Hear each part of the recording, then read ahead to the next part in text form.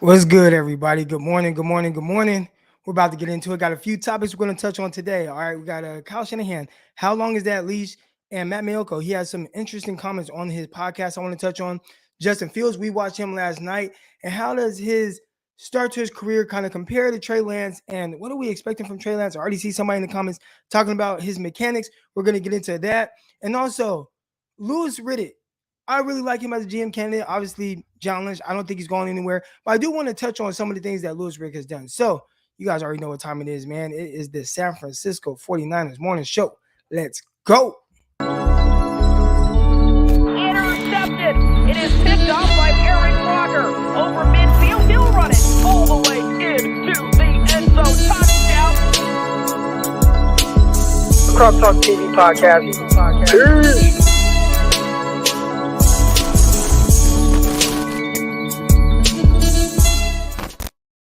Welcome to the San Francisco the San Francisco 49ers morning show. I'm your host, former NFL and NFL defensive back, Eric Crocker. And I already went through kind of what we're going to talk about today, and I really want to jump straight into it. All right. First, I see the flames coming in. That looks like 10 flames right there. I see 5 flames right there. If you are new to the show, you know, the flames is just to let us know how we doing, how we feeling on a scale of 1 to 5. But if it's more than that, then you're feeling amazing.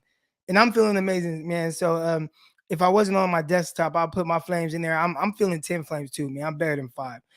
Appreciate everybody that's in here already in the chat, man. You guys make my morning.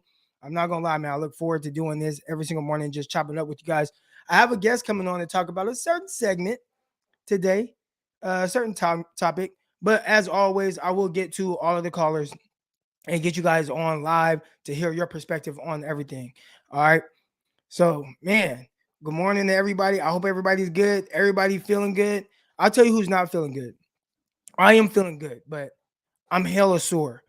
All right. Yesterday, I decided to just go on a 3-mile jog. Why? I don't know. And why they have to be 3 miles? I don't know. All right. But I haven't been running like that. So I'm a little sore. But while on the run, I listened to Matt Miloko's podcast. And if you guys don't know, Matt Miloko has 49ers Talk with Laura Britt. And actually, before you guys listen to that, make sure you guys listen to Locked On 49ers with myself and Brian Peacock every morning, 5 days a week. You guys, make sure you guys listen to that. Locked On 49ers. I'm listening to Laura Britt and Matt Mayoko. And Matt Mayoko says something. He says something very interesting. I think we can all agree, right? Everybody's frustrated with where Kyle Shanahan is right now, the potential kind of direction of the 49ers, where we feel like they're at. And it's, I'm pretty sure most of you guys, it's not to your liking, right? It's not to your liking, just the direction, everything. And Melko went on and said that there is zero chance that Kyle Shanahan is on a hot seat, which I think we can all agree with, right? But he said there's zero chance that Kyle's on a hot seat. But the reason why he said it, I disagree with. He said because he's not on the hot seat because Trey Lance has not really played yet, and Kyle's clock on being on the hot seat doesn't start until you see Trey Lance get on the field. All right. Now, my thing is when I hear that, if you want to make it about the contract, if you want to make it about the money that Kyle Shanahan's making, then all right. Like I think for most of us, that's the thing, right? It's like, well, they just got the new extension.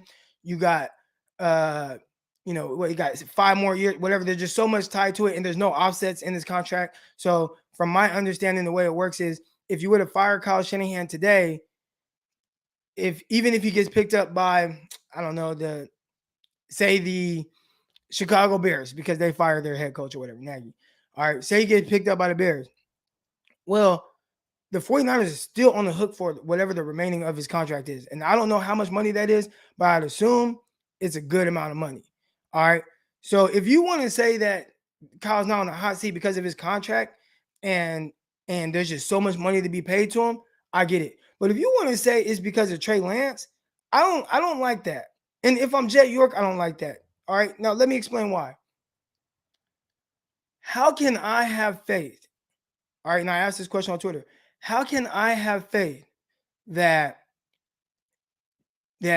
Kyle Shanahan is going to miraculously just turn everything around just because he, develops Trey Lance, right? In theory, yes, your quarterback is supposed to make you better, elevate the team, but how can I have faith if I'm Jay York that Kyle Shanahan is the guy for the job doing that?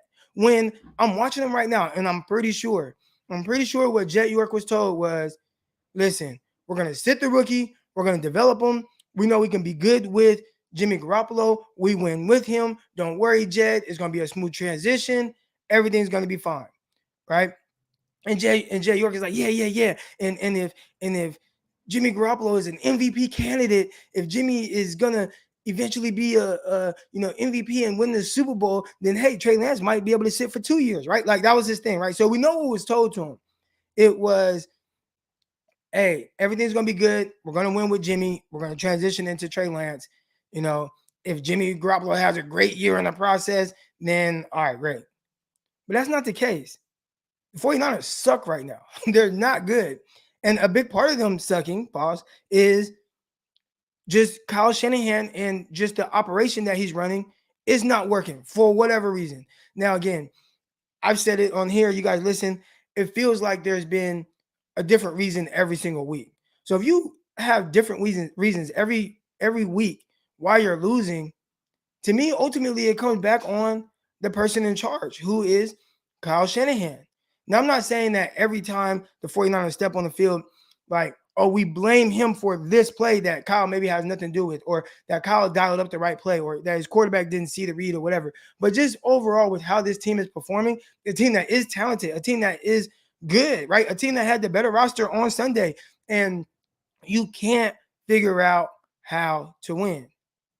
And also, Matt Maiocco, leading up to saying that there was zero chances on the hot seat, talked about all the reasons why Kyle should be on the hot seat, talking about all the excuses that he's gotten. Just, well, the first season he doesn't have his quarterback and those things, and he's transitioning. Okay, took over a terrible roster. We get it. Second year, oh, your quarterback got hurt after, okay, that's why. Third year, okay, Super Bowl run. Great. Fourth year, oh, man, you had all these injuries. Fifth year, I don't even know what the excuse is, but I'm only led to believe that the excuse for the fifth year is the fact that Trey Lance hasn't played yet, and you got to see how that works out. I'm not willing to see. I don't want to wait and see that. I don't want to wait and see if eventually Kyle Shanahan is the guy. 6-7 years. How long do we have to wait to get the success that we deserve as fans? We've been through a lot. Our team has sucked. For most of you guys in here, I'd assume are between the ages of 25 and 40 or 45, right?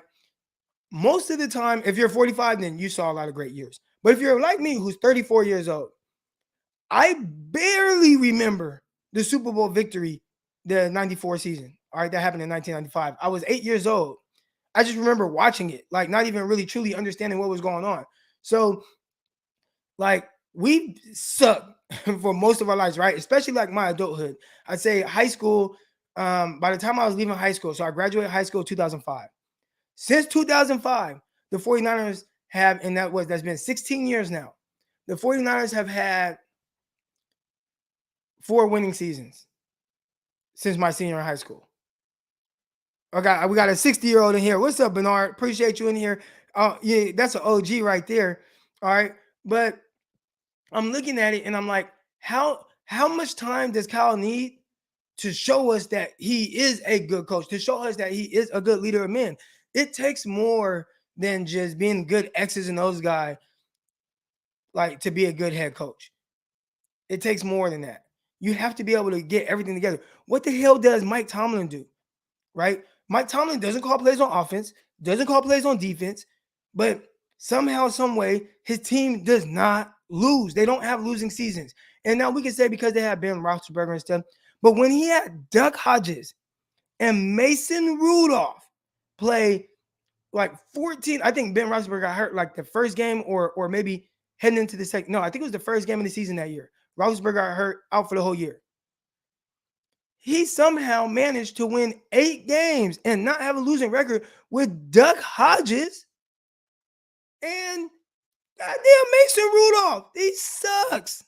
You know what I'm saying? So I feel like good coaches, they figure it out, right? And even right now, when We watched the Steelers last night. It wasn't pretty. They still managed to pull out a win, right? It wasn't pretty, but he managed to get a victory, which he's done a majority of this season. I think the Steelers are maybe 5-3 right now.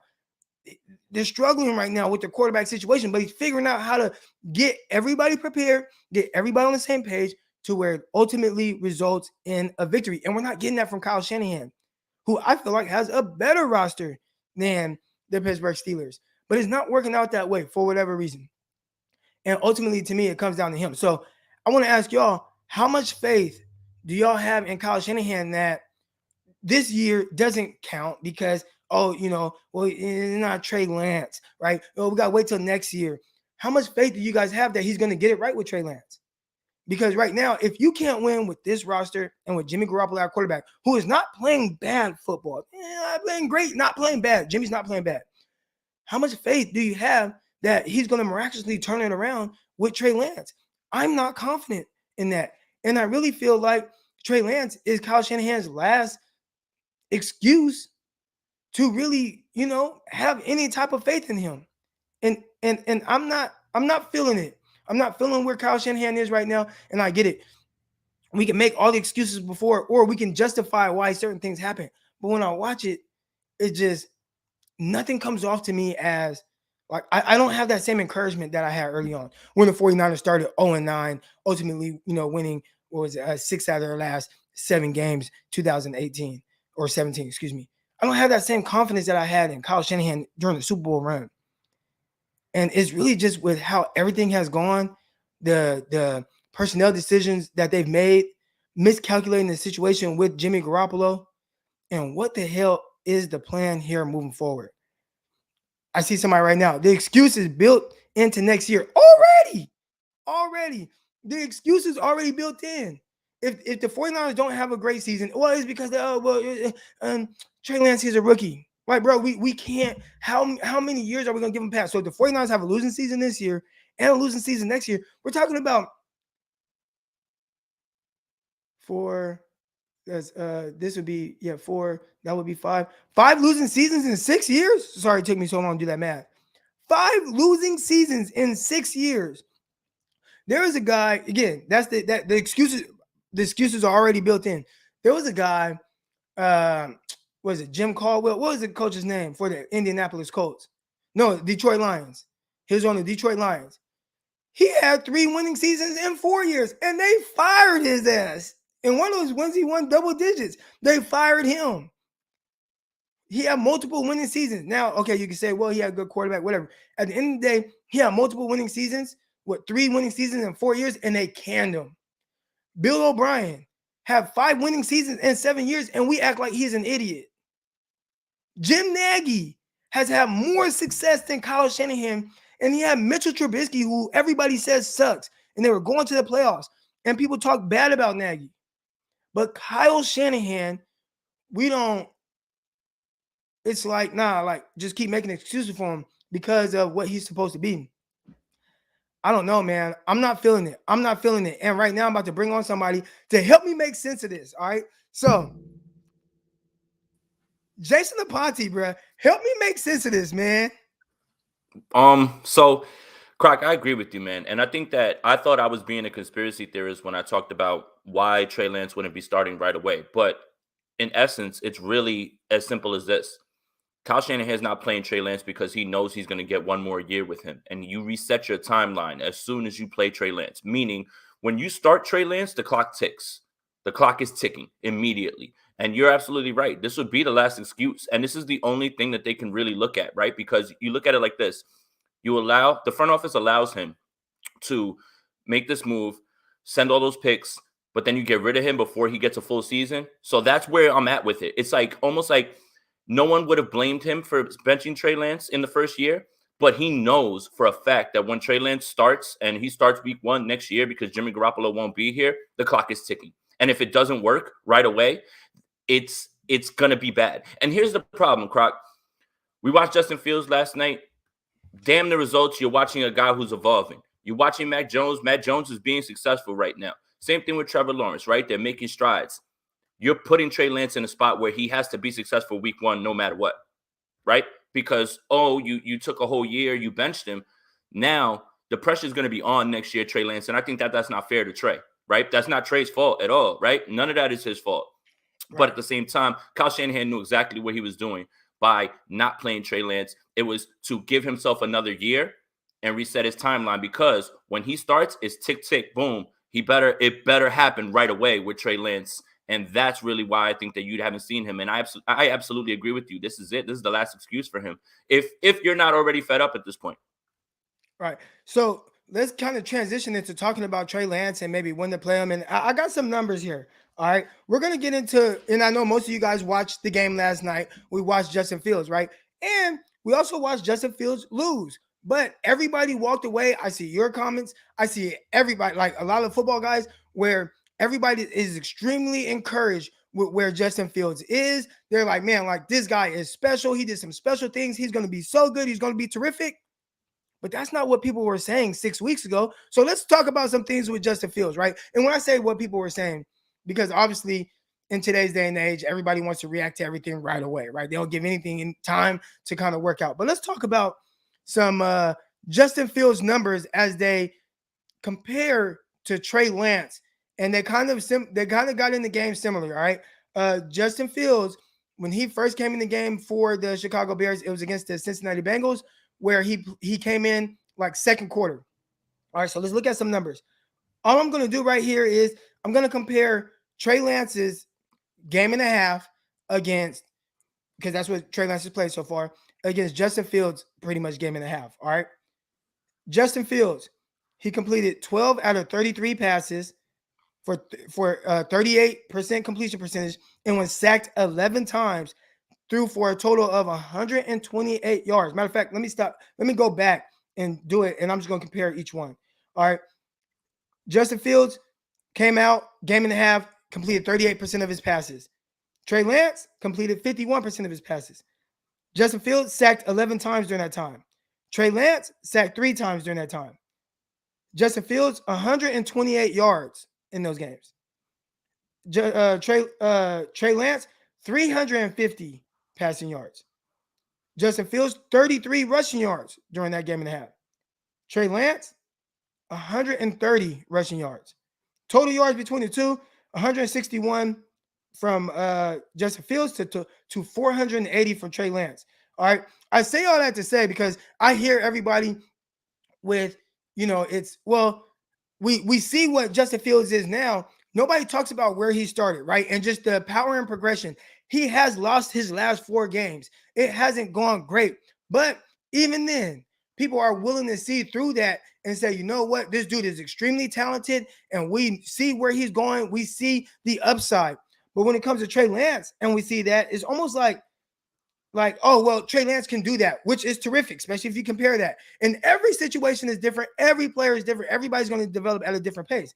But I say all that to say, I think Trey Lance is at a good starting point, right? If you compare him to where, and people can say this, oh, well, you got Nagy and the Bears. Bears got weapons. They got Mooney. They got Allen Robinson. They got Montgomery, a terrific running back. They got Herbert, a terrific running back. They got some guys there on defense that are playing well. Like, it's a good situation. It's not a bad or terrible situation as opposed to what Trey Lance is with the 49ers. Trey Lance just performed well, right? Now, I think what we saw from Trey Lance, we all agree that it wasn't perfect. And I think even with Justin Fields, and we watched him last night, and I want to get your opinion on his performance, but it's not like he just all the time gets the ball out in perfect time and rhythm, or that he just makes every throw. But what was it about his performance that gets you so excited about what you saw from Justin Fields? I mean, obviously the talent's on display, right? And nobody really has any gripe with that. Like, I don't see how anybody could watch Justin Fields play and say, hey, that kid's not supremely talented. He's fast, he's strong, he's big, he has a great arm. But what I was really impressed with in college, and what kind of translated in this game for me, was being tough and bouncing back. The kid was getting hit, no calls, anything like that, and he kept firing. And then when he gets to the end of the game, he keeps going. And that's what I was impressed with. That's what I thought Kyle Shanahan was going to be impressed with, right?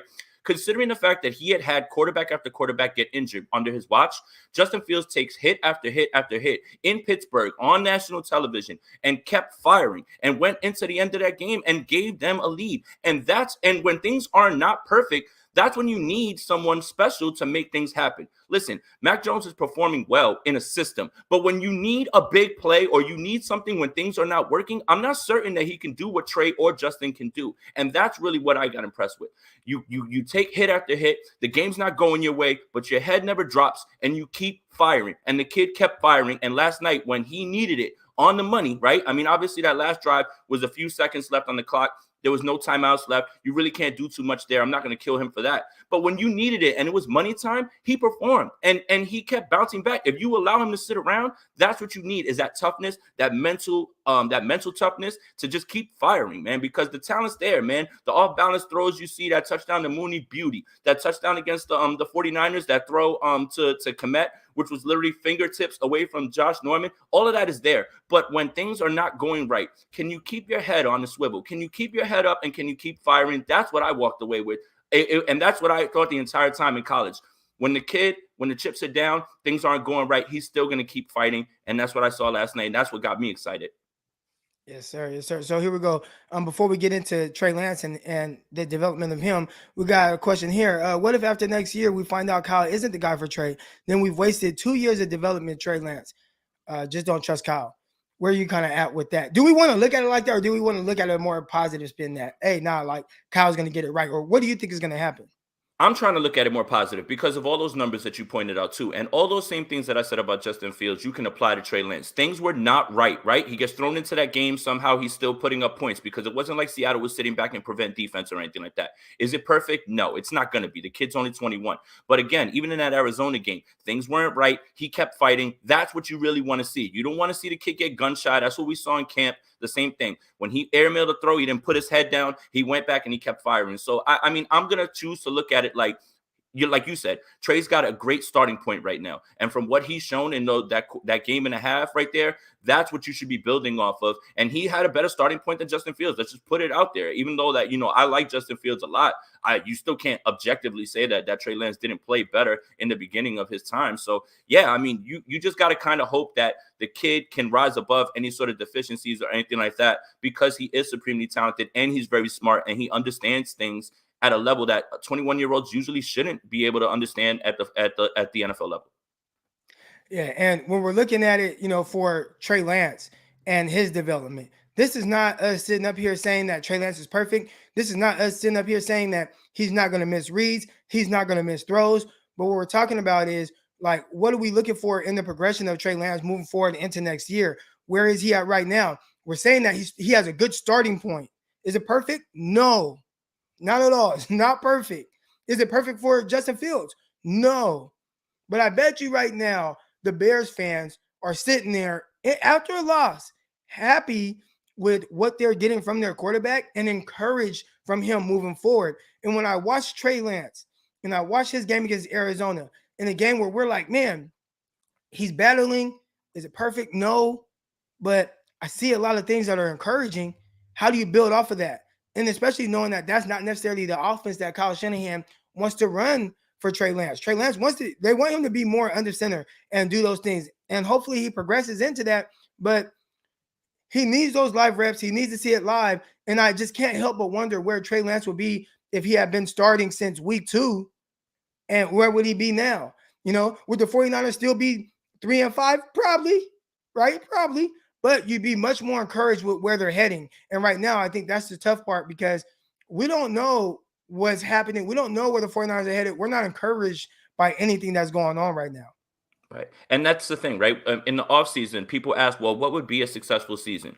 And, everybody's all about, Super Bowl, this and that. No, the successful season for the 49ers is Trey moving in a direction where his arrow is pointing up and his development is working. Who knew that reps work? Because now look at Justin Fields, right? Things are not perfect around him. You're right. Nagy, whatever, make all those excuses, but game reps matter. And you're talking about a starting point and you're talking about what would be a successful season. Then you're talking about Trey Lance going in the right direction. Things are not going to be perfect. Things are going to get rough. Peyton Manning was awful his first year. Did the coach say, man, we're not going to stick with this guy. We got to pull the plug on him? I know this is a different time. We're not comparing because the quarterback situations now are different, right? Kyler Murray, Josh Rosen, all that stuff has kind of changed the timeline for quarterbacks now. It's a lot shorter, right? Like Kyler Murray comes in, takes Josh Rosen's job. Josh Rosen never gets to do anything ever again, right? In and out, right? You make the move for the better quarterback. But if Trey Lance is developing and this team is still 3-5 and they have encouraging, like not encouraging losses because there's no moral victories or anything like that as a 49er fan. But if Trey Lance is out there playing well and he's ascending, then 49er fans would be excited. And I think you're absolutely right about that. So what's a successful season? It should be, where is Trey Lance in his development? Where is he in terms of experience? And where is his arrow pointing going into a full offseason next year with Kyle Shanahan? I think that would be a successful season for the 49ers.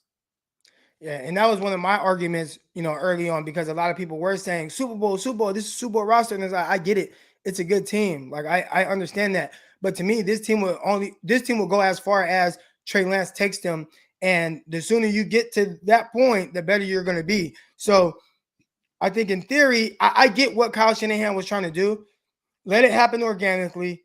Let it play out. Got Jimmy Garoppolo. We're going to win games. We're going to go to the playoffs and potentially compete for a Super Bowl. That has not happened. And right now, I think Kyle Shanahan is trying to look at his team, trying to figure out what they are and what they aren't. The players are trying to look at this team and try to figure that out. They need some type of spark. They need some type of change. They need some type of level of encouragement. And I'm not saying that Trey Lance is going to change the 49ers having a better win-loss record, but I do think he can inject some positive energy and some positive optimism within the team. So we'll see if it happens. And again, even when he does get in, there's going to be missed throws. There's going to be missed reads. I see somebody talked about his mechanics. I'll never act like I know everything about quarterback mechanics. I usually will talk to some of my guys who are quarterback guys. And after his first game, obviously we had JT O'Sullivan. He went on, he did a live breakdown on Trey Lance's first game against the Arizona Cardinals. And a lot of people had an issue with the release. So I asked JT O'Sullivan about that. I'm like, hey, is his release too long? He said, no issues with his release.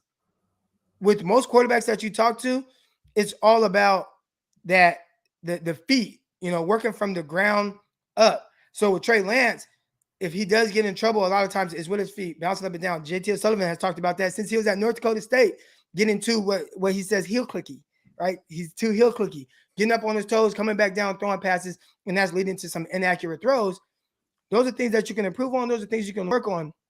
But I think also until the game really starts to kind of slow down for him, you're going to see some of those things. But you also see some of the special things he can do. And the more he plays, the more special things you're going to do. Just like with Justin Fields. I'm pretty sure after taking 9 sacks in one game and netting 1 passing yard for an entire game, people weren't very optimistic. They were like, oh, he's a bust. He's the wrong guy, right? But they kept playing him. Next thing you know, he starts against the Lions, starts making some throws. They're encouraged by what they're seeing. Kept it going. Ended up playing the Raiders. They beat the Raiders. You start to see just signs that are encouraging, even in losses. Played against the 49ers.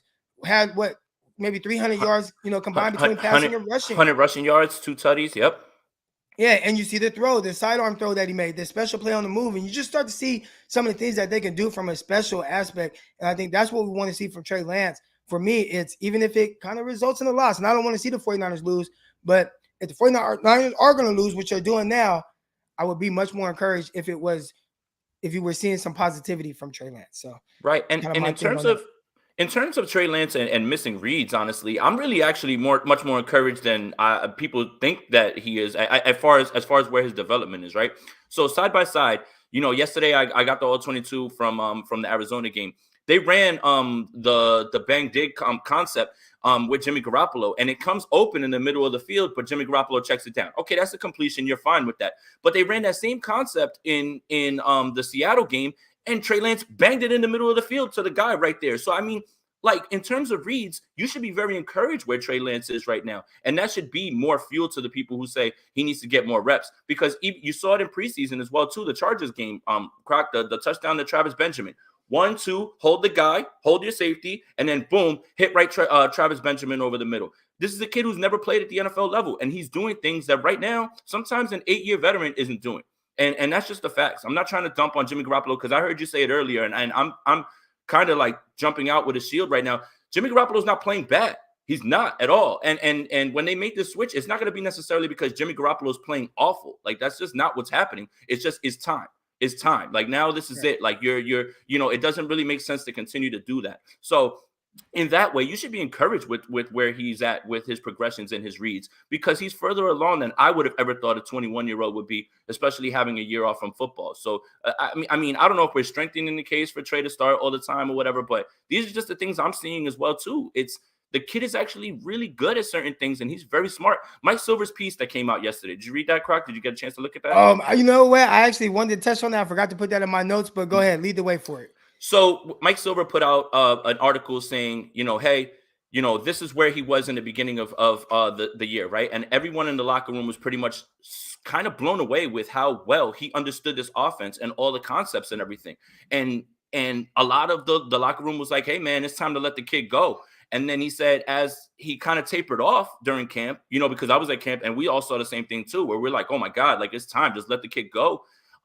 They say he lost confidence or whatever. And then, I mean, they said Jimmy had his best camp. I don't even know what that means, Croc, really, what Jimmy's best camp is. I don't know what that means. But in terms of where he was initially, because remember, he had that rookie OTA. And then when he came in the building, they were shocked at how quickly he picked things up. And then for whatever reason, his confidence went away. Don't know what that means. And then they wound up going back to Jimmy. I think that is the sort of stuff that you should be hanging your hat on, is that the kid at 21 is very smart. And when people ask me all the time about, well, what did Trey see in Justin Fields? I think it's that. I mean, over Justin Fields. I think it's that. It's the mental aspect, right? He's impressed with him being able to pre-snap identify. And he thought that he would be able to be smart enough to pick up this offense, so he didn't have to simplify it as much for him. So that Mike Silver piece, and Mike Silver is a big Jimmy Garoppolo guy. Huge, right? Like, he like holds water for him. So for him to put that out there, I don't know if it's, the leak starting, like, the bulky stuff or anything like that, but I found that little piece of that article very, very telling. Well, the one telling thing to me was that they said that Trey Lance lost confidence. Yeah. And I'm wondering, like, how do you have a rookie come in who is doing some really good things, right? Like, he's doing things. You heard guys that were gushing over quarterbacks like Mac Jones and some of these other guys, and the 49ers drafted Trey Lance, and they're like, I don't know, we'll see. But then you start to hear Mayoko's tone kind of change and start to be like, this guy is really good, and I wasn't expecting this, and what I'm seeing, he's playing lights out, he's doing all these different things. And how did we go from that to his confidence was starting to get shot? And I see somebody in the comments say Sermon lost his confidence too. Why are guys losing confidence under Kyle Shanahan? That's the thing, right? And this is my complaint, and I sent out a tweet, and I think people don't understand what I meant by this. You said it before. Head coaching is much more than X's and O's. And you talked about Mike Tomlin. I'm so glad you brought him up, right? Because they go 8-8 with Hodges and Mason Rudolph. How, right? Because he's not calling plays, anything like that, right? Knowing X's and O's and managing personalities are two different things. And there is no one-size-fits-all way to get the most out of players. That hard approach, if it worked on Deebo Samuel, cool. If it worked on Brandon Ayuk, cool. It's not working on other guys. And I'm going to put it to the layman, right? The person who works, right? If you're a manager, you have to figure out how to press buttons on the people that are your subordinates to get the most out of them, right? And some respond well to critical thoughts and the way and criticism, and some you need to wrap your arms around a little bit. It's not about being soft. It's about understanding how to manage personalities and get the most from people, because people react differently to different types of motivation. And I think that's where Kyle Shanahan's lacking. And also the accountability factor. One guy will fumble 2 times. He doesn't get banished to the bench or anything like that. One guy drops a pass. That's it. You're never going to see that guy again. If you're going to keep it hard like that, even if I don't agree with it, it's got to be from player 1 to 53 on this roster. And it can't be, oh, your blue chip people, you're not going to let that slide, or the 53rd person, you're going to banish them. No, keep the same energy with every single person. And I think that's really what I'm talking about when I'm talking about Kyle Shanahan and managing personalities. If Trenton Cannon fumbles twice in a game, you need to bench him the same way that you would somebody else, right? Or you need to get rid of him or something like that. But no, Trenton Cannon continues to go out there. But if Brandon Ayuk isn't running fast enough in practice, all of a sudden he starts to lose snap shares. I understand the whole idea of, hey, he sees something in Brandon Ayuk, you want to do all that with him and get it out of him. But at the same time, people in that locker room notice, hey man, they're not going to drop the hammer on me. It doesn't really matter if I'm perfect, but on the same token, he sees him going hard on other people. That's the problem that I have with the way Kyle Shanahan is managing, at least from the outside, me looking in. All right, man. Well, Jason, man, I appreciate you. I'm gonna get to the next topic, but I thank you for coming on, bro. Yeah, man, you know what it is, man. Thank you, man. You know I had to jump on here, especially when you were saying we were going to talk about Fields, man. Let everybody know where they can find all your work.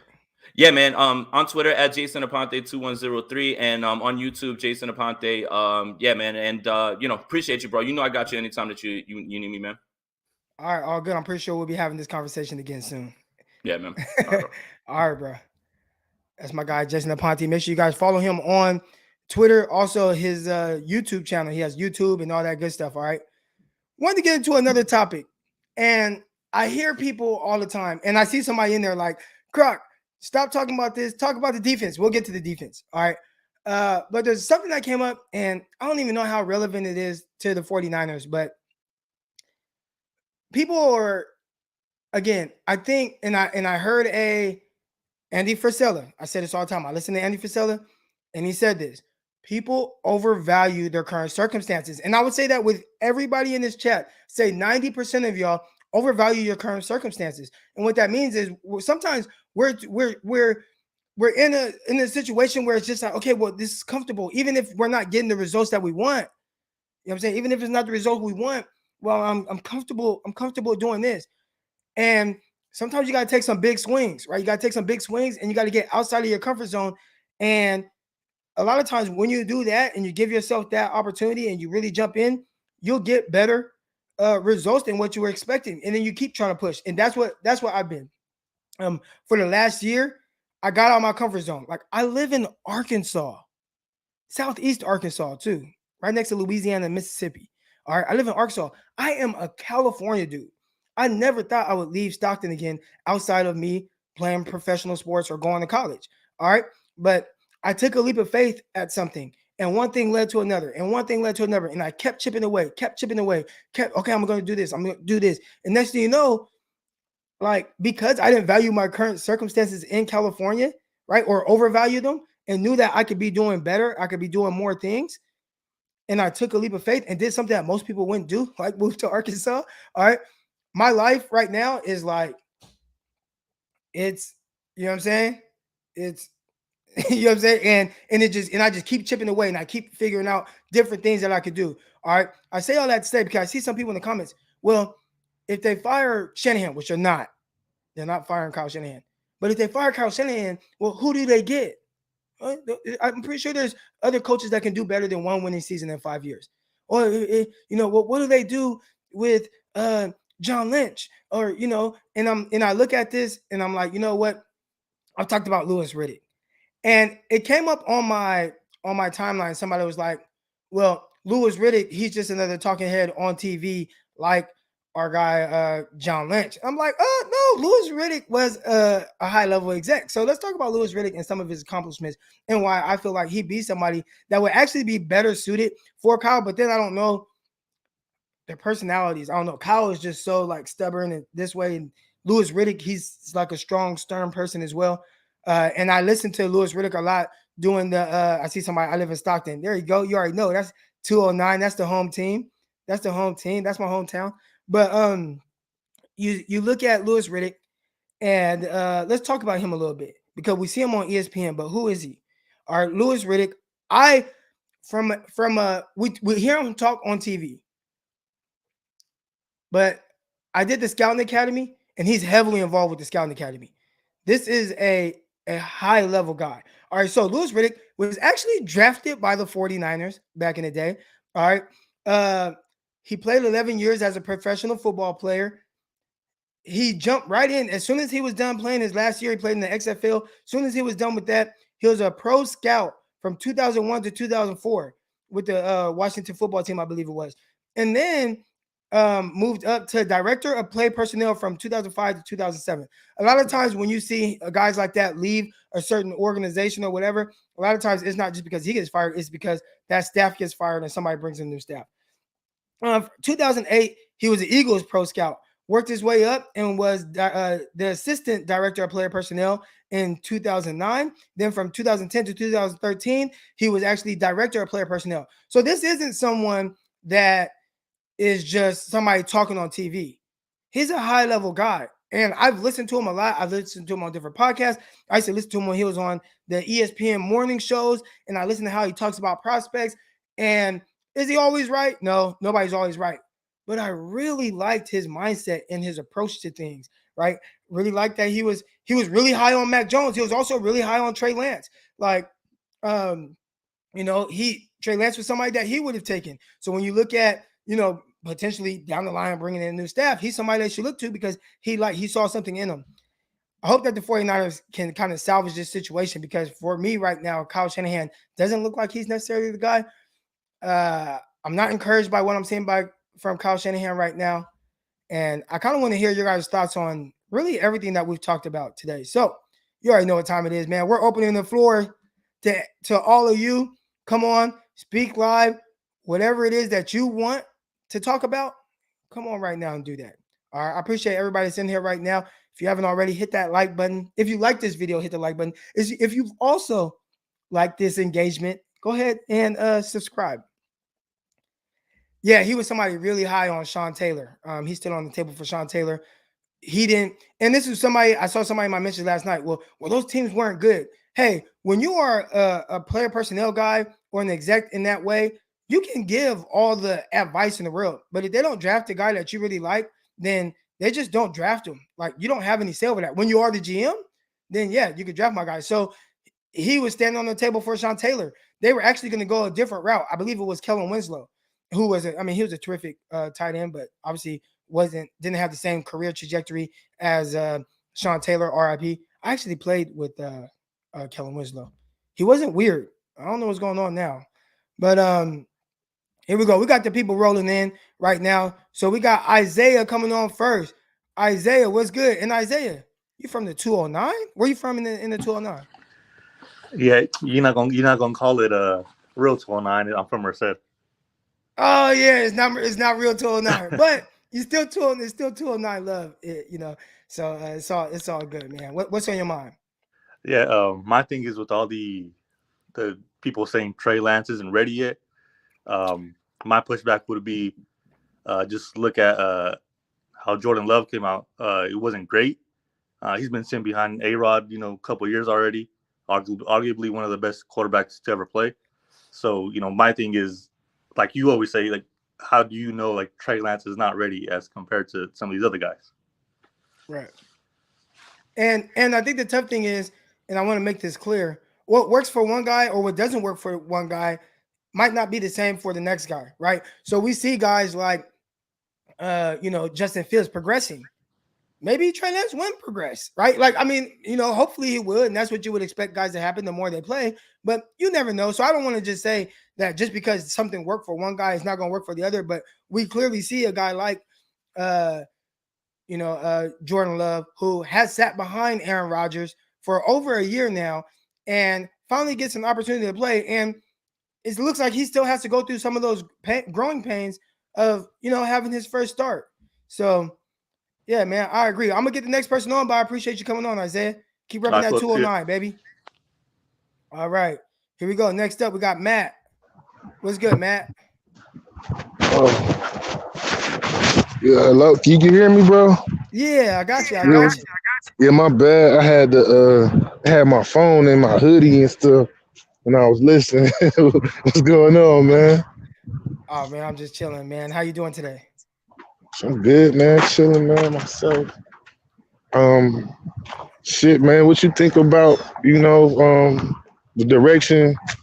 I'm pretty much like done. I want to start all over, man.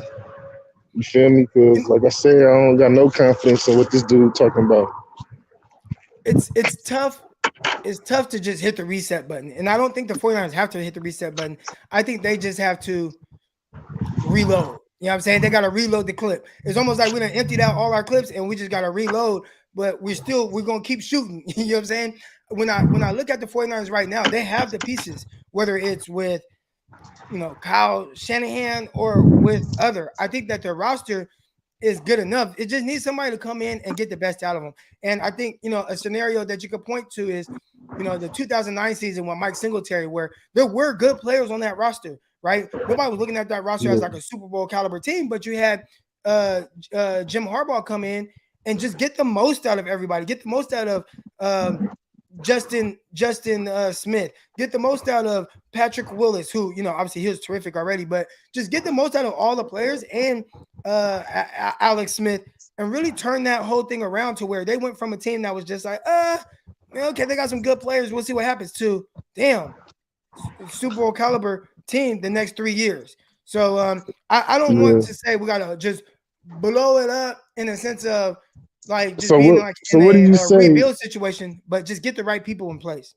So what would you do if we bring, of course, we don't fire him. He come back next year and it's the same bullshit. Trey regressing. Like, you think, what is it gonna take for people to actually look at the reality of the situation and I don't understand. Like, I do, you want to give him a chance and everything, but shit, I kind of want to see like how far it's gonna go, because like I don't see it getting no better no time soon, man. Like I said, man, I want to see my team do good, but like I see he's losing the locker room. You know what I mean? And that's not good when your players don't got confidence in you as a coach. It don't matter what go down. They gonna lose on purpose just so they could get out of there. So Right. I don't And know, I'm man. gonna get you off, Matt. I appreciate you calling on. I'll answer that last question. I will say the one thing, I don't think anybody's gonna lose on purpose, because I remember, okay, I always talk about it. I don't know where my ring is. My daughter took my ring. Probably lost championship ring, hella diamonds. All right, but I won a championship with the San Jose SaberCats, and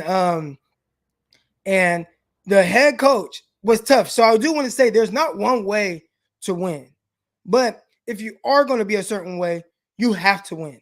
Does that make sense? So you can be a hard ass like Kyle Shanahan and go about things the way that Kyle Shanahan does it and his approach to it. But if you're not winning and he's going about it that way, it starts to wear on guys. We had a guy, Coach Darren Arbet, great coach, Coach San Jose SaberCats to multiple championships. When I came in, like it was championship or bust. Like that was the seat. Like it was just like, we are trying to win it all. We're going all in, right? And that was everybody's mindset.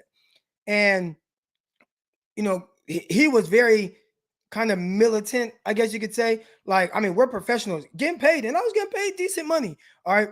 Like when we had walkthroughs, you don't talk, feet behind the line. Like it was so, every rep after every rep, you have to sprint 10 yards after every play or whatever. That was kind of our conditioning within practice. All right. Everything was very particular and to a certain extent. And I was miserable that year. Like it was the most miserable year I had, but we won a championship, right? So looking at Kyle Shanahan and how he does things, not everybody has to be like, and I talk about my time with the Jets and Rex Ryan. Rex, great players coach, amazing, X's and O's, amazing, master motivator, amazing. And he had a certain level of success, right? And, but it don't have to be that way. It could be Kyle Shanahan's way. But if you are going to do it Kyle Shanahan's way, you have to win. And if you're not winning, it starts to wear on guys, because you need everybody all bought in. You need them bought in. And if you're doing those things and you're not winning, what are they kind of buying into, especially this long into his tenure? All right, here we go. We got Aaron. When this team finally makes the switch to trade, the players will have a better sense of direction and they will be able to focus for. I agree. They'll know where they stand. They know what's going to happen. And again, I want to make it clear. Just because they eventually go to Trey Lance does not mean that he's going to change the current circumstances that this team is in. The team isn't going to automatically go from a team that's, 3-5 and losing to all of a sudden you go to him and all of a sudden you're just winning all these games. No, there's going to be ups, there's going to be downs. The biggest thing that you want to look for is progression. But like you said, they'll know what's going on. They'll know where this team is headed, and it'll give them something to be confident with moving forward, and not just for the players, but for the fans as well. All right, here we go. Got my guy Doughboy on. Doughboy, what's good, boy? What's happening, man? Top of the morning. Oh, top of the morning, man. Good morning. Good morning. So yeah, first things first, I just feel like this whole locker room is just poison right now, man, and it's just sad to see. It's I can't never remember when the Niners was like this. I remember we was doing bad, but not like it's just it's just too much, man. Like I think what you're saying right now is, yeah, it's we don't understand why it's this way, right? Like in previous years, even with Kyle Shanahan, you can understand it. Like you can make excuses for him and whatnot. In the years with Chip Kelly and Tom Sula, it was just like, oh, this team kind of sucks. They had a mass exodus in 2014. I think that right. kind of gets overlooked in the demise of the 49ers in the fall. Like Harbaugh that last year had a bad locker room. Obviously, the dynamics between Harbaugh and Jet York was really weird and bulky. That whole thing was just a disaster. Uh, After that year, everybody left. And you can see that, like, damn, we suck, right? 2015, damn, we suck. 2016, damn, we suck. And you can make, I think when you look Facts. at those situations as opposed to right now, it was easier to understand why. Right now, and I think I'm hearing your frustrations, right? We don't know why we're so bad. And that's probably the frustrating thing about it. And so check this out. So it's like I'm checking out all these players when they get on the mic, right? And two things that stand out to me. One is everybody's still behind Jimmy. Two, they really don't respect Kyle like that. Like you know, the coaching is the first thing that they throw under the bus whenever they get asked those questions as far as why are you missing out on this play or why did you miss read this yada yada yada. Oh well, we wasn't prepared. We wasn't he wasn't coached on that, and so I can see it to where it's like they almost feel as if my boss is an idiot. Like what I'm saying, like I'm this is our king. You know what I'm saying? Like what the hell? Like and it sucks too. I want everybody please go watch that Colin Kaepernick in black and white because I can relate. I'm from San Jose, but I graduated class of '04 at Stag and I played sports. Only black running back, all the you know what I'm saying.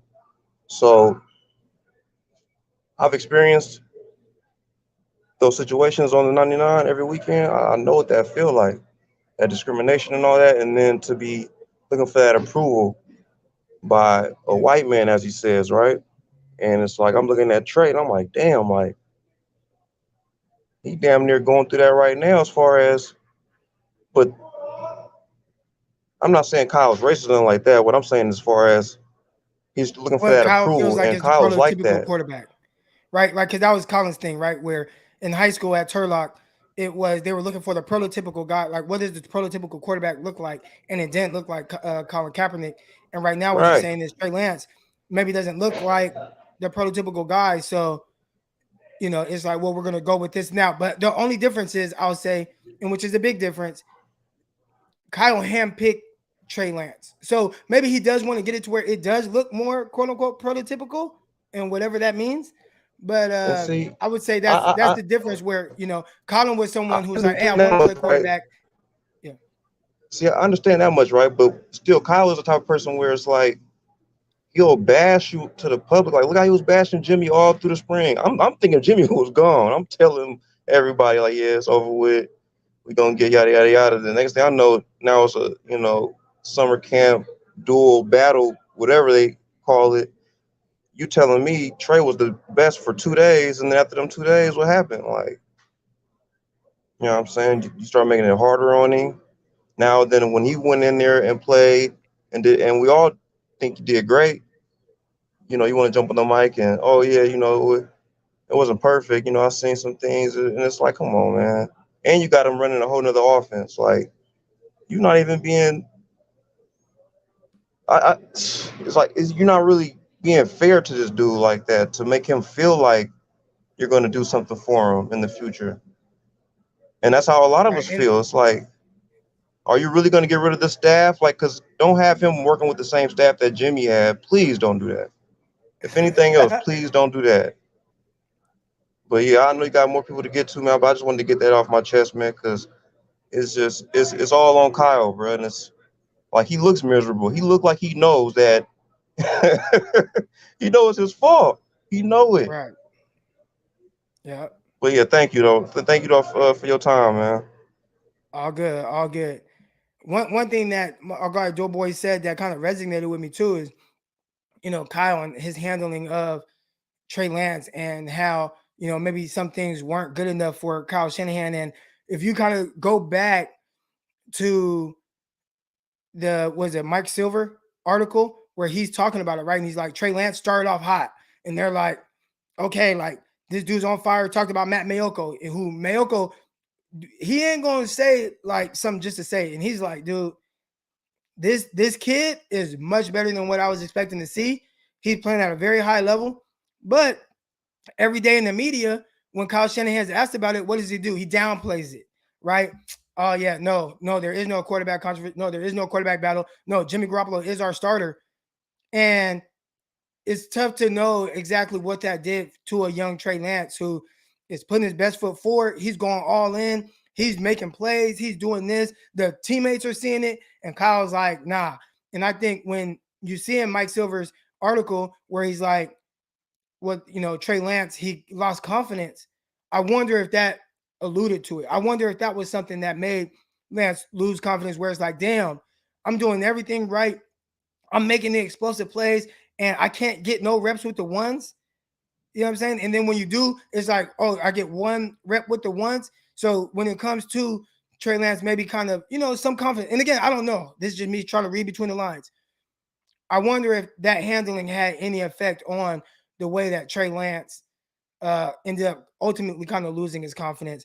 And again, I mean, I didn't see that on the field. I thought he played confident, but it's probably tough going into a battle where it's just like, I just know I'm not going to start because the coach is saying I'm not. And again, I don't know the ins and outs of all that, but that's how it came across. My guy Ben, what's good, man? Hey, can you hear me, Croc? Yes, sir. I got you. You still got that mustache? All right. Yeah, I do, man. I'm just recovering from a little sickness right now, so I probably look like crap. But no, I just No, wanted to no, thanks. I wanted to talk about something today that I've been kind of thinking about for a little bit. That I feel like the worst part about this kind of organization and front office, and the big mistake I feel like they've made, is self-evaluation. I don't feel like they've been able to, at least since 2019, look themselves in the mirror and be honest with what they're seeing. And I feel like that's maybe slightly ego driven by Kyle, probably a little bit by the front office. And I've come on here last few weeks, and Croc, I told you before about how I feel about the rest of the organization, the front office. So I'm not going to get too into that, but I think for a guy like Kyle to kind of still have this attitude that he does, where he's never wrong, and it's just the same old. Like you were talking about 2017, 2018 earlier, right? How like even in those years when they were losing, you could justify some of the losses, and you could even point to things that were positives, and you could say, hey, look, right. in 2017 they were close in all these games, and they were like one score games a lot of the time. And I don't know, it seems like they haven't been able to look honestly at their roster since they went to the Super Bowl, and they've been trying to replicate it ever since. And I know that's what people said going into the season, but I just think the franchise needs direction right now, and that's what I feel like there's a real lack of. It doesn't really feel like there is any direction with this franchise right now, even though there is like a path for the future with Trey Lance. They haven't really bought into that, and I don't know. I'm disappointed in Kyle more than anything, Croc, because I feel like we just have such higher expectations for him. And I think that's what people are hearing in my voice, right? It's not that when I look at Kyle Shanahan, or I think about Kyle Shanahan in theory, I think that he's a terrific coach. I think that he's the right guy for the job. The results haven't been that. And then the way that everything has kind of transpired this year, where maybe they overestimated, and I see a comment here, right? Appreciate the contribution.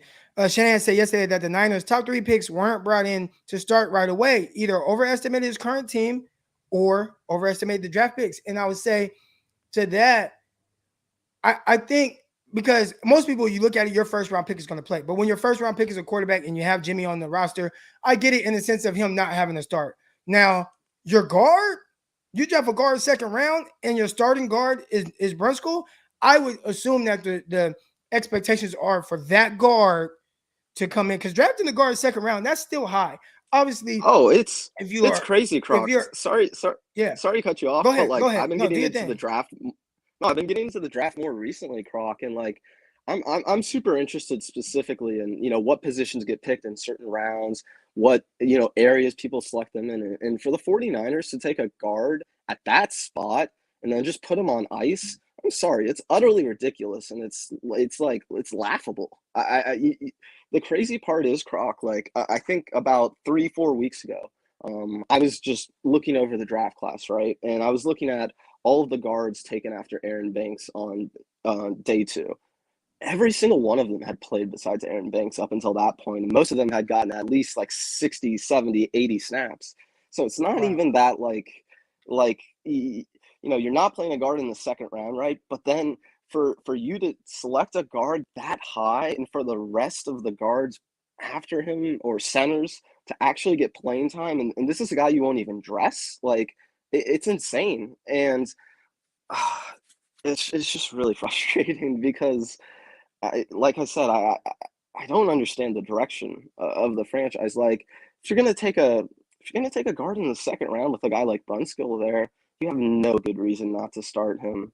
And like with them saying, "Oh, we didn't bring in our top 3 picks to play right away," I, I hate that answer. I mean, I know not every draft pick's gonna be ready, but to have that kind of attitude and mindset towards your first 2 days of your draft class, like it really shows me that this team was trying to build in 2 directions. They were trying to build for the future. They were trying to build for the present this offseason. And when they tried to do both, they kind of epically failed. And I mean, it's I don't know. I kind of wanted to end on this, Croc, and I was, you know, you brought this up right before you brought me on.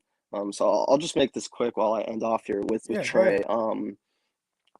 I just I think the thing right now to me that's the most annoying thing is that uh, with Kyle, he's gonna the hot seat's gonna keep getting hotter. Like I don't think he's gonna get fired this season necessarily, but I don't think he's doing himself any favors. I mean that's obvious, but the one thing that could actually get the fans off his back, that could get media back on his side, the one thing that could actually help out Kyle's case and get this whatever funk this is and however people feel about him right now, like if he had just been playing Trey and they had the same win-loss record and Trey Lance was progressing week after week and looking like a potential, you know, future starting really like good caliber quarterback, I don't think people would be even close to as upset as they are now because it's all about Trey. And that's what I always come back to, Croc. That's what I felt like all offseason is that, you know, when you drafted him, when you did what you did, it was always going to be about him. So for them to just Right. keep putting this off, like, I, I, I think for Kyle's own self-preservation, he's got to play Trey at some point. Like, I really think, you know, like I said, I don't think he's going to get fired necessarily, but if he actually is interested in keeping his job for the long term and trying to, you know, uh, trying to keep the fans, the front office, Jed in his good graces, like get Trey playing and get him rolling with an offense that looks like it has a future to it, right? And instead of this Jimmy Right. Garoppolo offense, which we know exactly what it is, like Jimmy's playing fine. In fact, Jimmy's probably he's playing really, really good right now for what he is. But with it ultimately it just doesn't matter because we know Jimmy's not going to be here next year, and it's it's always all been about Trey Lance. So I just don't understand, just for his own self-preservation, Kyle not playing Trey. So I have a question for you before you hang up. Yeah. Why do you think the 49ers are losing? I oof, that's a great question. Um, I think they're losing because first of all, I think they have zero leadership on this team. I think you look at what happened since 2019. They lost Robert Saleh, Richard Sherman, you know, gosh, I'm Joe Staley, DeForest Buckner. that was the entire leadership council of the 49ers, I feel like. And I feel like when you take that away and when you try and plug and play those guys and then you just try and rinse, wash, repeat, like, I don't know what other expectations people can really have other than this, because I feel like that's what this organization did is they're like, oh, they kind of downplayed certain aspects of what worked really well for them in 2019. And then, I don't know. I guess, like I was saying earlier, Croc, I feel like they've just misevaluated everything. And that's why they are where they are now. Yeah, that's tough, man. Hey, Ben, real quick, let Sorry. everybody know, because you are involved. No, you are involved in the 49ers content creator space. So let everybody know where they can find all your work. Yeah, for sure. Thank you, Croc. Yeah, I'm on YouTube. You can check me out. I'll be streaming a lot more these upcoming weeks. Ben Meyerson, that's my name. But you can just find me on Twitter at by Ben Meyerson. I'll drop it in the chat in a minute, and yeah, just go give me a follow. I'll certainly keep people entertained. All right, sounds good, man. Appreciate you calling in. Thanks, Croc. I appreciate. All right, here we go. Next up, we got my guy Ryan. But first, I kind of want to elaborate a little bit more on the super chat right there, where Shanahan said yesterday the top 3 picks weren't brought in to play right away, either overestimate his current team or draft picks. And he didn't just stop there. I think he kind of talked about Ambry Thomas, Diamador Lenore, those guys as well.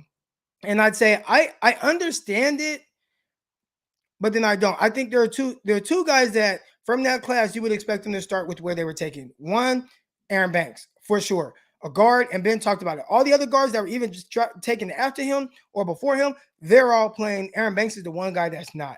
All right. You expect a guard to come in and start, period, especially when you draft him second round. That's kind of high for a guard. And then when you trade up multiple picks to move up to draft a running back, which they drafted Trey Sermon, running back, especially in the third round, that again is a guy you are expecting to play. You expect him to come in and start.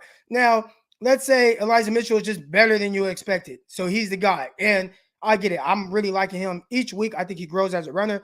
Watch him in the passing game. He's doing terrific.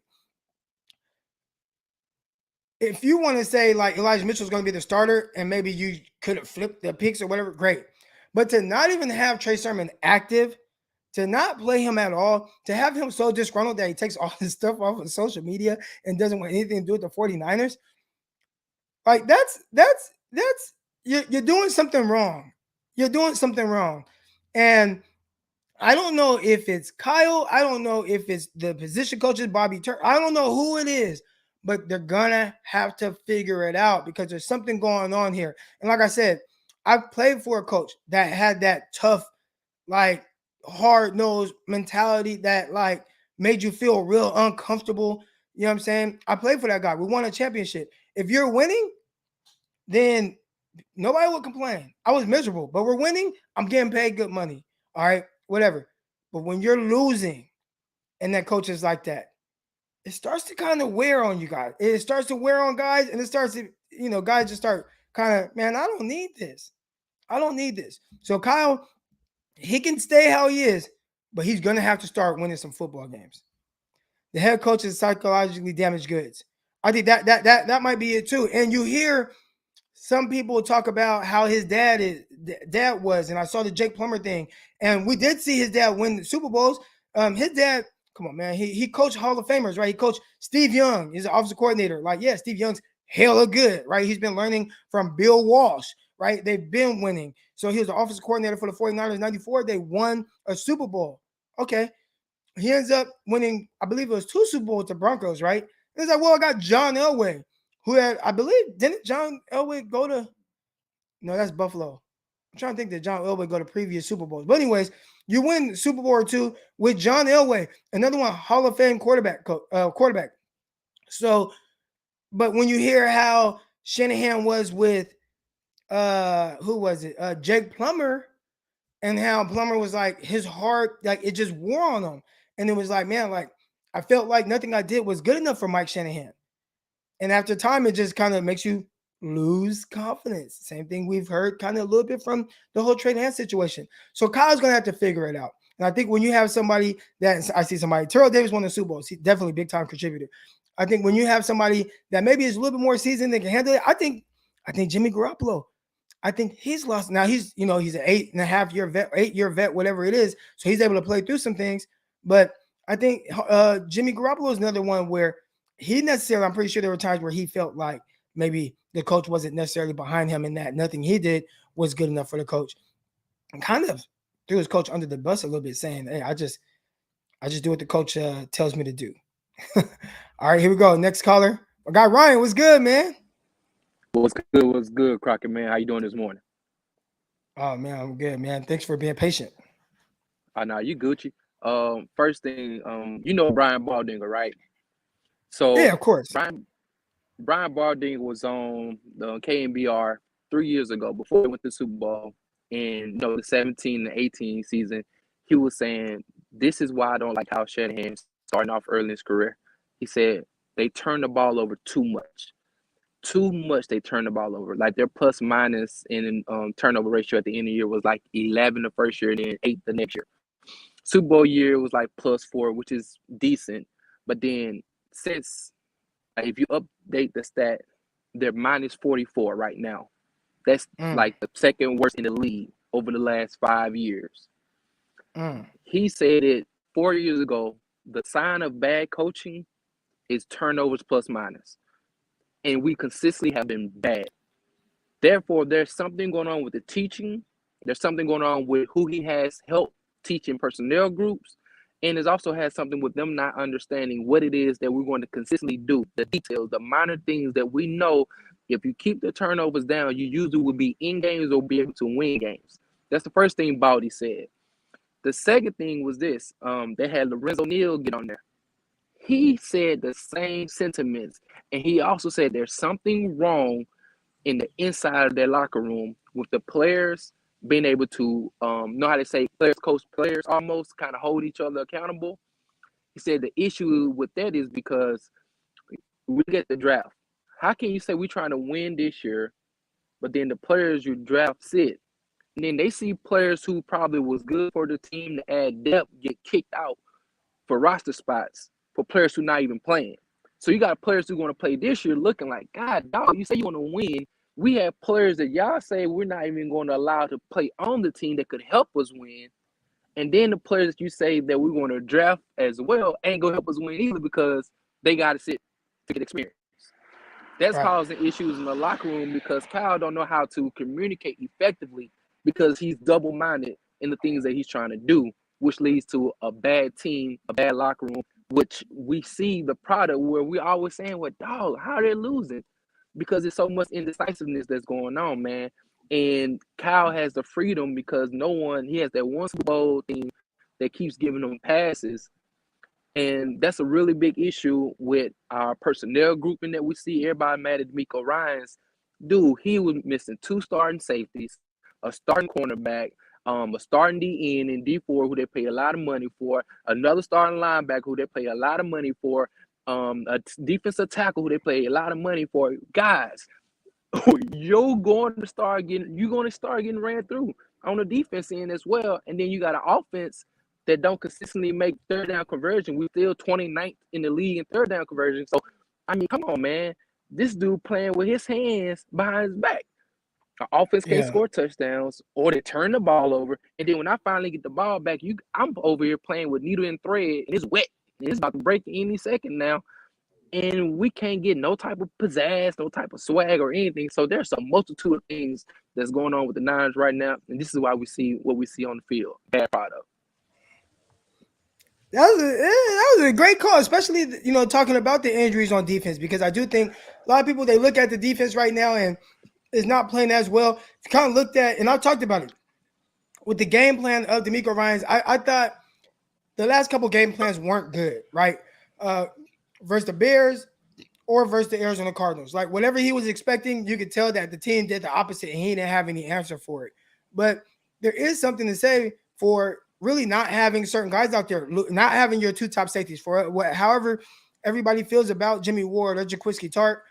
Those guys could do certain things in coverage that Hufanga and Tavon Wilson just can't do. And, it does hurt to have to play a Josh Norman instead of having Jason Verrett out there, right? Like, and it's one thing to have a guys miss a game or two because they're banged up. Also, another thing when it's like, damn, I lose my best corner first game of the season at a time when the 49ers were up, 41-17 or whatever it was when he went down. So that's a great point to kind of talk about the defense. And at this time, it's more of what I was expecting. The offense has to kind of carry the defense through this transition. And right now, like you said, with the 49ers being 29th in the NFL in third down conversions, it's just not happening. And again, that's on Kyle because he's the offensive innovator. He's the genius. He's the this. He has a healthy offensive roster, but for whatever reason, things just aren't clicking, man. Oh, and one more quick thing. One more quick thing.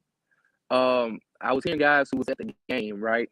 They were saying, how you can be at the game and you watching the sidelines, the body language, the energy, the more like you really. There's nobody over there that is bringing and galvanizing the team together. You know what I'm saying? It's kind of like if something goes bad, it's like it's bad, and then it's kind of people just keep on walking. You don't necessarily see the top players or the captains coming, getting the guys together like, hey man, we had 2 fumbles. It's all right, but look, it's early in the game. Let's get together. Let's really go forth and push. You know what I'm saying? The issue. Let's rally. Behind we are 8 and we lost our last 9 home games. Like come on guys, let's not give up. Let's keep on pressing. We kind of like start to sulk. You know what I mean? And I think that's part of the head coach too. Like how to say the team takes the identity of their leader. And the best thing for the 49ers would be on Monday night. Put Trigger Trey out there on Monday night and watch that crowd go bananas, win, lose, or draw, and we'll begin to change the tide. Hey, Ryan, real quick. Miss Debbie asked, what was your Twitter? Do you have a Twitter account? Our twins. I got 2 sets of twins. No. Do you have do you have a Twitter account? That's it. 2 sets of twins? Yes. Oh, okay.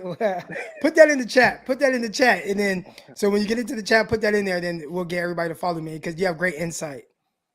All right, man. Thank you, man. All right, appreciate you. Hey, by the way, they were calling you Black Jesus and they were calling you Ricky Williams. So just so you know. They said you look like the Black Jesus on the wall, in the Black folks' home, that picture of Black Jesus. They said you look like that. It's Christmas time too. Look, it's Christmas time too. So now you're Santa Claus. All right, man. All right, Ryan. Appreciate you, dog. That was good. And that was good insight. That was a good caller. Miss Debbie, thanks for asking for his Twitter account because that was something I never thought to ask for. But definitely a good, insightful caller. So I always appreciate those. And here we go. Should be the last caller of the day. Yo, what up, man, dude? I was dying right there because I did not know what the hell he was talking about. He said, I got a pair of twins. I was like, what the fuck is he talking about? Yeah, I'm like, no, man. I'm like, no, what's your Twitter account? He's like, yeah, that's my Twitter account.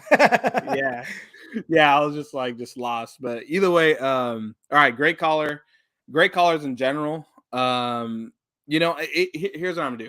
I'm gonna ask you, what do you want to know? You want to know the conspiracy theory that's going around in all the Twitter spaces, or do you want me to say the obvious that's been since week 1 of this team that everybody's now finally okay with saying that Kyle Shanahan's the problem? Like, which one do you want? Just pick. Let's start with Kyle Shanahan's the problem. Wait. First, we've been fairly critical, as we should be, of Kyle Shanahan and the whole operation that's running right now. But before we get into some more criticism of Kyle Shanahan, the head coach, can you tell me one positive thing that you like that's going on with the 49ers right now? Yeah, I can. I guess you could say some of the rookies, such as Mitchell and Jalen Moore. I like his play. I think that, there are good rookies. In my opinion, there are overrated rookies on this team. I think Hufanga is one of the more overrated ones. I don't hate him as a player. I just think he lacks too much talent to play that strong safety position. And it was evident whenever Colt McCoy threw that 50-yard bomb to Christian Kirk. There you go.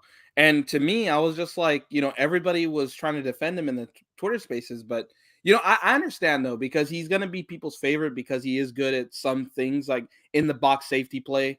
And he's very good at tackling. He's very good when you tell him to do something within the box. He's very great at it, in my opinion. And I think there's some good traits about him that I like, and there's the lack of talent that I hate. So whenever people tell me that, we want to replace Jaquiski Tart with Hufanga, I'm just like, I'm not comfortable with it personally, because I think that Hufanga just lacks that talent. There's nothing you can do to improve him in his talent pool. However, can he do things pre-snap to get in better position? Can he do certain things that I don't even know about that to make sure that Christian Kirk play is a little bit better challenge? Maybe, but I don't want to take that chance, because let's just say that if we're in a Super Bowl, in the AFC side, you're going up against Stephon Diggs, you're going up against Tyreek Hill. There is not a realistic ability that he has that can stop that. In my opinion, if they were to ever look at that on your defense, they would see that as a weakness. They would exploit it, and they will kill you. And I get it that people want him to be this Troy Polamalu Jr., but I'm not buying it. I like him as Troy a player Polamalu on was the a team. 4-3. And that's the difference. So you do have people that you have people in the comments they're asking, what do you mean? Yeah, whether in the comments they're asking you, what do you mean by he lacks talent? And you're not saying that he's not a talented football player. You're just saying that from an athletic standpoint, which in the NFL right now, especially a game in space, you do need guys that have big time, athleticism from that standpoint, right? Like the speed, and not big time, but good enough speed, right? Like even me, I wasn't, first of all, not Hufanga. I was not any of these guys, but in coverage, I had enough speed. I wasn't a speedster. I understood my weaknesses. I had enough speed. I think when you look at Hufanga, that was one thing that I pointed out, and we did a full film breakdown on here, and it was like like an hour long. So if you go back to like right after the draft, you'll see it. The biggest thing was he was always a step, not always. A lot of times he was like just a step off, like just a step from being able to make a play, like a step from being able to make like that tackle. You could see sometimes where just the lack of talent, as you say, but overall athleticism made him maybe miss out on a play that you would have liked to see him be able to make, or maybe Tart would have made that play, or Ward would have made that play. So I think, and I was saying this, I wondered what teams, if they can start to single him up and put him in positions and start to scheme against him, what would it look like? And I think on that 50-yard play, we saw that. Or on the screenplay where our guy, the running back. You're talking about, our running back or theirs? No, the Cardinals. James Conner? That had cancer. James Conner. On that big play, look who's chasing him. It was Hufanga. He had no chance. So that is one thing where just that overall lack of talent, as you say, but athleticism, I think that's where it kind of hurts him. But you wanted to come on here and talk about some other things, and you were talking about Kyle Shanahan. So we're going to get to Kyle Shanahan and then go ahead and get to your conspiracy theories on social media. Okay. So as far as Kyle, breakdown of Kyle. Well, I'm just surprised that it took everybody this long, honestly. And I'm not saying that I hate people for being more positive than I am, because, I remember when I called onto the show a while back, everybody was still iffy on giving up on Kyle, which is fine. It's not to sit here and say that you guys don't have that right to wait to see more turmoil before you could finally give in to say, all right, I think Kyle Shanahan's a problem, which is fine. I think that, Kyle, to me, it's evident that he's not going to get better with us because of a few things. One of them is because of decision making. He is terrible decision making. Like, let's just think of him as a coach, right? He can play design. He could play design like a badass, right? He's like one of the best play designers out there. But at the end of the day, it doesn't matter about your play designs if your play calling doesn't resonate with it. And not only that, but if you have the wrong personnel in there, such as Jimmy Garoppolo, what's the point of me giving you praise? At the end of the day, you could design up something, and if Jimmy's not going to throw to someone wide open, then who cares? That's your decision to put Jimmy Garoppolo in there to begin with. And I'm not saying that Trey Lance will fix everything, because this team has more holes around the board than just the quarterback spot. I'm just using that for an example. But why trade up for Sermon? That's my bad. Somebody said his decision making is like Westbrook. Hey, that's funny. Might be worse. Surprisingly. Yeah, but go ahead. But hey, it's true though. But yeah, I just think that Kyle is just a terrible decision maker all over the board when it comes to drafting, when it comes to player personnel, when it comes down to just play calling in the wrongest moments, Like, and I get it where someone like Jack Hammer said that, well, we couldn't run the ball more than 10 times because we fumbled twice, right? And to me, it's just like, well, you would have a good point if you had a different quarterback right there. But if you have Jimmy Garoppolo, you can't afford to run it only 10 times. You can't do that because Jimmy's not the kind of guy to put the team on his back and put you back in the game. He's not that kind of guy. So I get it where Jack Hammer was saying that, yeah, you can't run it more than 10 times because we had to catch up with the passing game. But the problem is you don't have the quarterback to come up with the passing game. You don't have that. So Kyle, what's going on, dude? You don't understand how to run the ball. When you have to run the ball. You can't just tell Jimmy to throw 40 times. And it's just embarrassing that this is our guy that people still believe in. And don't get me wrong, if you believe in, fine. I will agree to disagree. But at the end of the day, he shows you more than enough decision making and pouting like a damn baby in the pressers, where this guy will never get better, people. He's 41 years old. He's not going to improve on himself. He just isn't that kind of guy. He is who he is. Until he gets fired, until he learns from some ass whooping in a way, metaphorically speaking, then he ain't going to change. He has all this power and he doesn't see himself as a problem whenever he's in any presser. And that alone tells me that I'm giving up on him. I'm done with him. And as far as him with Trey Lance, I can care less. Some people say give him 1 year with Trey Lance because, he deserves that right. I don't think so. You're not even utilizing him right now. And Jimmy's a liability. So that's just how I feel about that. And then the last thing I'll say with the conspiracy that I want to get your answer from, right? Because this is going crazy in the spaces. Okay, so you know how Kyle and John are stubborn to trade Jimmy away, right? Like they want more for him, pretty much. So the conspiracy theory goes that whenever you look at Kyle in a game and you see that he's mad at Jimmy, he's pissed at Jimmy, he wants Jimmy to do things that he can't, he's just always frustrated. It is said that Kyle, because he couldn't trade him in the offseason, someone above him is telling him that he has to play Jimmy because we're spending $27 million for him and you couldn't trade him for what I wanted in the offseason. Do you think that that's even a possibility? That someone told him if we can't trade him for this much in the offseason, you better play him the whole regular season because I'm spending $27 million on him. What do you think about that? Yeah, that's definitely something that, I mean, at the end of the day, there's always going to be some sort of roster politics, right? Now, first round, number 3 overall pick quarterback, like typically he's going to start in a situation or get worked in fairly early. The only offset is when you have a quarterback like Jimmy Garoppolo who has played and won games for the 49ers. The big holdup is $27 million sitting on the bench, which I think a lot of people have an issue with that high up, right? So I don't know if that's necessarily like the reason as to why that's going on right now. I think it was more so about Kyle truly feeling like Jimmy was better off starting because he can run the offense. Like he just have faith in him being able to run the offense efficiently and effectively. Mm-hmm. The issue is the 49ers aren't winning. And it's not because of Jimmy. You know what I'm saying? So we could talk about Jimmy and first let's talk about what Jimmy is and what he isn't. Jimmy, yes, more times than not, is going to be somebody who doesn't lose you the game, but doesn't win you the game, right? And what I mean by doesn't lose you the game or doesn't win you the game is games like the Arizona Cardinals game. It comes off as he did everything that he could do, right? Like that's how it comes off. Like this is not on Jimmy. And I agree. It is not on Jimmy why the 49ers lost.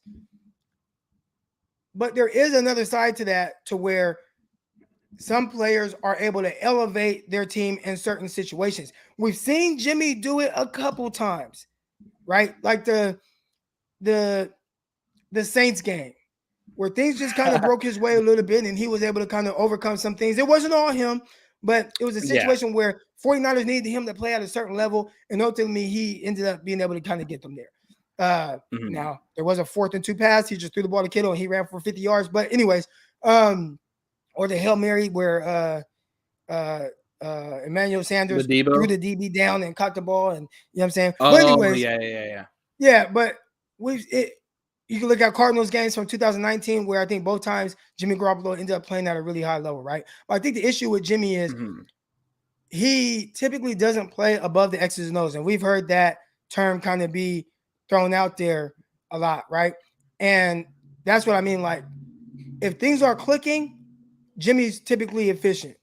If you need Jimmy to make multiple plays and multiple big throws, he's probably not going to be that guy, especially if it's not there.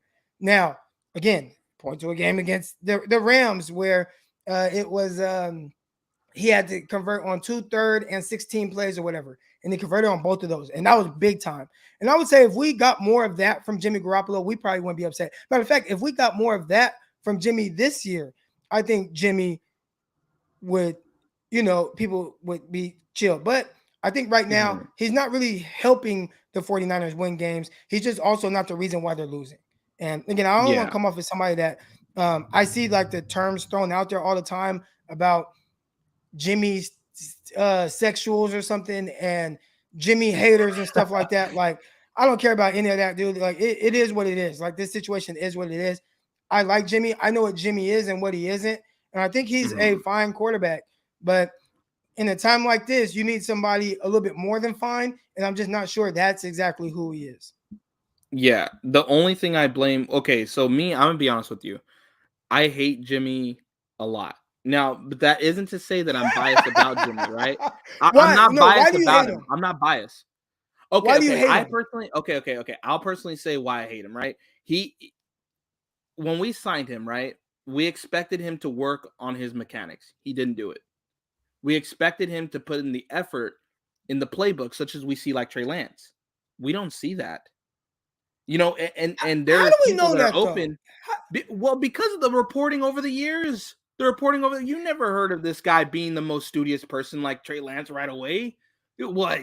I'm not saying that they had the iPad efficiency thing where they could tell us, but I'm just saying we never have got a report of this guy working so damn hard. We never, and maybe he was, but at the end of the day, his mechanics don't show it. He never worked on those mechanics. And in fact, why all of a sudden the Trey Lance comes here, now you're mobile in the pocket? What happened to that the previous 2 seasons? Like Injury, it took Trey Lance to come here. And then not only that, but it took Trey Lance for you to try to throw deep balls in the pocket after practice. What is going on? He said that Kyle. He said he's willing to do those things, but Kyle Shanahan, that he just does what Kyle asked him to do. That's what Jimmy said. I know, but okay. For me personally, as a quarterback of the Niners, I think that you have to improve on yourself before I buy into you. I've seen the same Jimmy, if not worse, over time with him. And he has to learn on those mechanic issues that he had. I mean, he still has them. He's throwing off foot.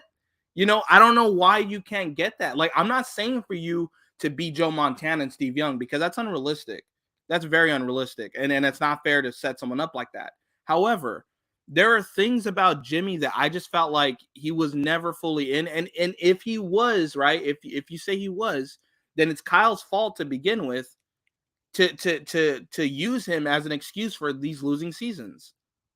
He uses him as an excuse for the losing seasons, in my opinion. And Kyle is the number one, in my opinion, most hated person right now to me on the Niners. Jimmy is a limited quarterback. He's mediocre to me, and I don't believe in him. Like, it's not to say that he's a bad person personally, but I really think that he's the biggest cancer to ever come in my viewing of a Niner quarterback. He takes all the money. He doesn't work on the mechanics. He'll smile after a bad decision. He doesn't look like he has a chip on his shoulder. You could learn from Tom Brady and you could watch Tom Brady. But at the end of the day, you're not a dog like Tom Brady, bro. And that's what I hate when people, whenever he throws an interception, they give him the excuse, oh, he's going to come back harder. He's going to come back stronger. He's smiling on the sideline when they say that. And to me, I don't even know if he cares when it's not to say he doesn't, but it's like, I don't think he cares enough. He's smiling on the sideline whenever the announcers are saying that, right? Personally, I don't hate him for an unbiased reason. I hate him for my reasons. Let's just say the last game, right? The last game, he wasn't the number one reason why we lost.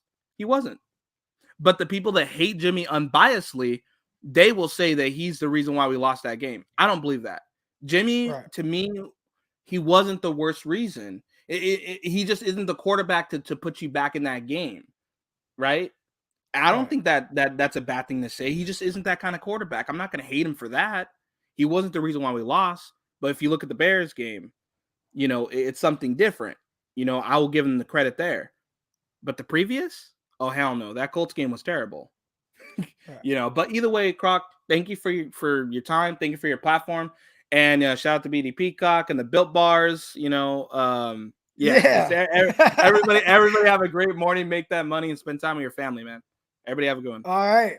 Appreciate you. And everybody enjoyed that. That was good. That was entertaining at the very least. I like when people speak their mind, and everybody that's in here, we got 350 people watching right now.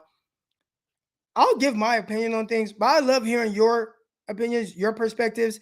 I'll never tell you that y'all are wrong. I might challenge you on certain things just to help me maybe understand a little bit more, but that was a great call. And he definitely challenged Kyle Shanahan. He definitely challenged Jimmy Garoppolo. And, you know, I like that. And they've been two guys that have gotten a lot of passes. But that was good stuff. But we got one more guy coming on, and he wants to kind of go at some guys here based on what they're saying about Talanoa Hufanga. So here we go. Let's hear it. What's up, Croc? Yeah. Okay. It's not even because, yes, Hufanga didn't have the greatest of game on Sunday. But, I mean, people see one play and start going crazy like, this is not our guy. Everybody loved him at first, right? Everybody like, oh, Hufanga starting. Oh, yeah, we're excited. One bad play. He's not the guy. He needs to sit. And I'm mad because, one, I don't like when people say cliche things like he lacks talent. I need you to expound upon it. Now, you expounded upon it for him. But what do you mean lacks talent? We all knew he lacked the athleticism. We knew he wasn't the fastest safety out there. His best parts of his game was playing with instincts and stuff and getting there first. Croc. Yeah, I'm listening. Hufanga's a rookie. We got to let rookies be rookies and make mistakes. Tart made a lot of mistakes in that Colts game, matter of fact. Missed tackles, overran plays, and I've seen Tart give up touchdowns multiple times. But, Tart is not – we don't go crazy like, Tart is not the guy. Come on, man. It's a rookie. Let him have his mistakes. Everybody's getting on Aaron Banks, right? Aaron Banks haven't played, but they're getting on him. People get on Trey Sermon. Like, none of these people let these rookies grow. Let these rookies have mistakes. It is okay for a rookie to have mistakes. Imagine if Trey Lance was playing right now. Everybody wants him to play. I get his first 3 interception game, they are going to go in on Trey Lance. That's just how fans are. But we got to calm down with this. You see a negative play, he's not the guy anymore. And let's talk about Tart. Tart has Hold on, real quick on Hufanga. Hold on, real quick. Someone said not being fast enough isn't a mistake. Okay, like what is that supposed to mean? What he's saying is you could talk about maybe like a mistake here and there from Tart or whatever, but what he's saying is Hufanga, like he's just not fast enough. So like that's not a mistake. Like that's not something that he can just fix. That's what I'm assuming. Well, no. Okay, so speed is not everything. You can have a fast, strong safety, but they may not understand the game and they're gonna suck. Speed is not everything. You got Hufanga based off of instincts, based off of smarts. Let him learn because Croc, once you're comfortable in the defense, once you know what an offense can do, you'll be able to be there first. Football is not always about speed. It's about being there first. It's about technique, alignment, assignment, technique. It's not about speed. Speed doesn't do anything for me unless like you talented and you got speed. Then turns into Troy Polamalu. I don't know why everybody had this whole mindset that he was Troy Polamalu. We said it on tons of occasions. I said it in spaces. I said he's not Troy Polamalu. Don't even think about that. He's not that. But he's somebody who's always around the ball. He's going to make plays. He's a rookie. Again, I got to say, he's a rookie. He's not going to always make the play. He's not going to always be the guy that y'all think he can be in his first year. He's a 5th-round pick. Let the guy grow into the position. And again, let me get back on Tart. Tart is never there. Tart misses at least 4 to 5 games a year. That's who he is. That's what he will always be. We don't want him anymore. He's done. We can't keep relying on players who's always hurt year after year. Hurt, year after year. Again, we've seen multiple occasions. Croc, can you confirm? You've seen multiple occasions where Tart has given up plays. Yes, I can confirm. Against the Colts, he literally missed, I believe it was one of those zone read plays, whatever. He missed on it, whatever. They scored. I think it was one of those. It was something. The coaches wasn't happy. The coaches were not happy. They set him down, and then he got hurt. Okay, whatever. Coaches want to see Hufanga play. Hufanga played very good, I believe, when he came in versus the Colts. I mean, he did. They almost got him on one play. The second game against the Bears, I thought he played really good. He started out well against the Cardinals. He had a tackle for loss, I believe, or close to it. And then, they got him on that play. I mean, it happens, man. It happens. Yeah. Let rookies make mistakes. If Trey Lance plays, and this is what I'm scared of, if Trey Lance plays and he doesn't play well, this fan base is going to eat him alive. Well, they already did after the Cardinals game, and I thought he played well, like in the Cardinals game. Oh, and it was like, it was like, oh no, he's not ready, But I read off the stats when we first came in here and compared his stats to Justin Fields, and just imagine if maybe the Chicago Bears listened to the outside noise on even Justin Fields, right? We're seeing him progress. We're seeing even Fields progress. Even after the Bucs game, right? If I didn't watch that Bucs game, I would have thought Justin Fields was terrible, right? But then when you watch the Bucs game, because I watched it, I said, dang, bro, I feel bad for Justin Fields. He's surrounded by a bunch of lack of talent. He's got a right tackle who it was a backup right tackle who was literally getting obliterated. He had receivers dropping balls, tipping balls, and the Bucs picking off everything. I think he had like 2-3 interceptions that game, sacked 5, 6, 7 times, and a fumble. And yeah, this fan base would have destroyed him. And then you had the 9-sack game. You had him not even getting over 60 yards passing. We would have been like, oh my God, he's a buzz. He's this, he's that. Well, look at him now. Look at his last 2 games now. That man is special. Trey Lance can be special. Hufanga can be special. He cannot be special. There's possibilities. But let rookies grow. That you know what? That's gonna be my new Twitter header. Let rookies grow. I'm out of here, Crop. Hold on, they want to know what you're. Oh, he already checked out. So he checked out. He got out of there quick. His Twitter handle it's like Roscoe's. Hold on, I'll tell you right now. Hold on, because I have it. It's Roscoe's Mister. So that's his Twitter handle. So it's hold on, I'll type it right here. Roscoe's Mister. That's his Twitter handle. This was a good show today, guys. This was good. I thought it was productive. We talked through a lot of things. I'm hoping we can move to more positivity. All right, now I'm going to start throwing into some fantasy aspect of things, all right? But again, I appreciate everybody coming in here this morning. Went a little bit over how long we typically go. We usually go an hour and a half if you guys are new to this.